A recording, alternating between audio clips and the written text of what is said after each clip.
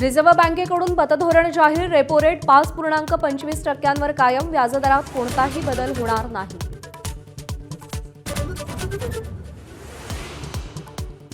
नाशिकमध्ये मनसेची शिवसेनेला साथ. मनसेच्या एकमेव नगरसेविका शिवसेनेसोबत आघाडीत. शिवसेना भाजप युतीचं घोंगडं अजूनही भिजत. सामाजिक न्यायमंत्री संजय शिरसाट यांच्या अडचणी वाढण्याची शक्यता. हॉटेल बिट्स लिलाव प्रकरणाची चौकशी विभागीय आयुक्त जितेंद्र पापळकरांकडे सोपवली. 8 सदस्यांची समिती सखोल तपास करणार. यवतमाळमध्ये एका महिन्यात तब्बल 22 शेतकऱ्यांची आत्महत्या. 30 ते 50 वयोगटातील शेतकऱ्यांची संख्या अधिक. शेतकरी आत्महत्या चिंतेची बाब. पालकमंत्री संजय राठोड यांचं वक्तव्य.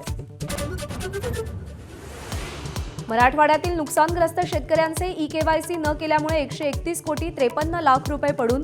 विभागीय आयुक्तांचे ई-केवायसी करण्याचं आवाहन. मार्च अखेरपर्यंत ई-केवायसी न केल्यास सर्व रक्कम परत पाठवावी लागेल.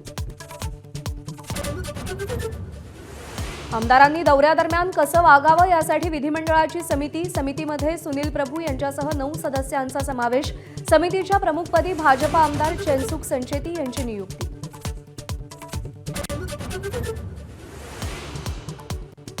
सर्वसामान्यांसाठी चिंतेची बातमी. एसटीची 2% भाडेवाढ होण्याची शक्यता.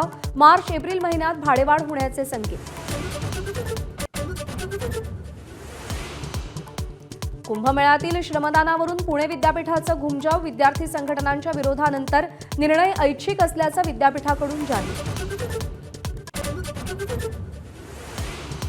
मुंबई-पुणे महामार्गावरील मिसिंग लेन सुरू करण्याची डेडलाईन पुढे गेल्याची माहिती. ऑस्ट्रेलियन तंत्रज्ञानाच्या पुलाची उभारणी सुरू.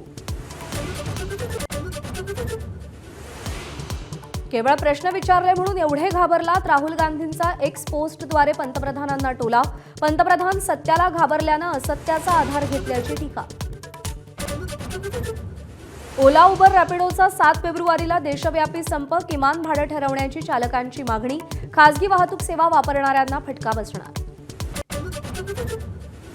19 वर्षांखालील वर्ल्ड कपमध्ये आज फायनलचा थरार. हरारेच्या मैदानावर भारत आणि इंग्लंड भिडणार. टीम इंडिया 6व्यांदा चॅम्पियन होणार का याकडे लक्ष.